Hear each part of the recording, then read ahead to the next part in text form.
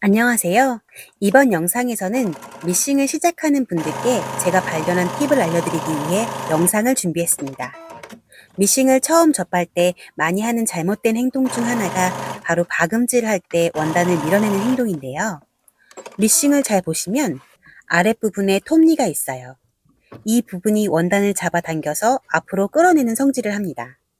두껍지 않은 일반 원단을 사용할 때는 밀지 말고 완성선의 위치만 잘 잡아줍니다. 만약 미싱의 속도가 늦는 것 같다면 속도를 올려주시고 절대로 밀지 마세요.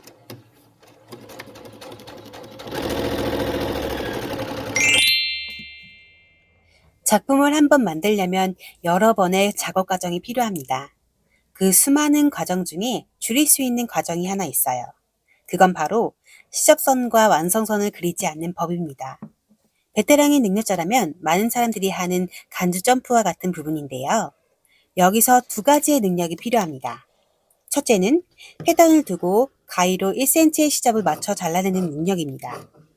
그리고 두 번째는 완성선 없이도 박음질을 할 수 있는 능력이에요. 첫 번째 재단 능력은 본인의 연습과 감이 필요한 만큼 제가 드릴 수 있는 조언은 없을 것 같고요. 두 번째 완성선 없이 박음질하기는 베테랑 솔링러가 많이 하고 있는 방법을 알려드리려고 합니다. 바로 시접선 위치를 표시하는 부분인데요. 바늘이 꽂히는 부분을 기준으로 1cm의 시접 부분을 표기해서 박음질을 하거나 자석조기를 이용하는 방법입니다. 저의 노하우를 듣자면 바로 옆에다 자석조기를 두거나 표시하는 것보다 노루발 밑쪽으로 시접선을 그려주고 그 부분을 맞춰가며 박아주면 1cm에서 거의 오차 없이 박음질을 할 수 있습니다. 하지만 이것도 연습이 필요하다는 것 잊지 마시길 바래요.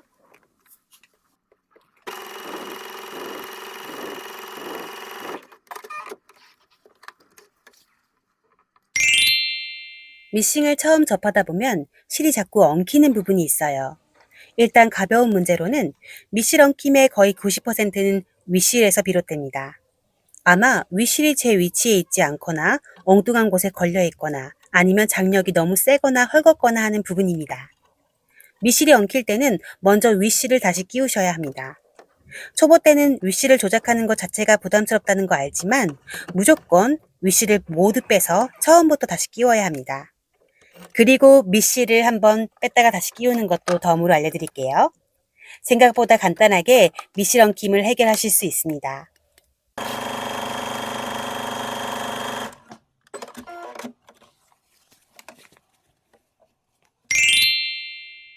예쁜 박음질과 제작 효율을 높이기 위해서는 적재적소에 사용되는 노루발 사용법을 잘 알아두어야 합니다.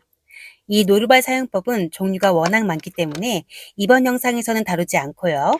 앞으로 저와 하나씩 알아가 보도록 할게요.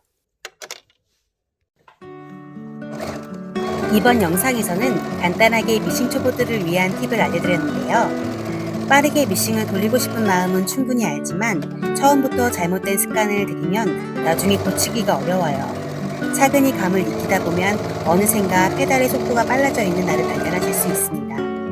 영상이 도움이 되었다면 구독과 좋아요 눌러주시면 감사하겠습니다.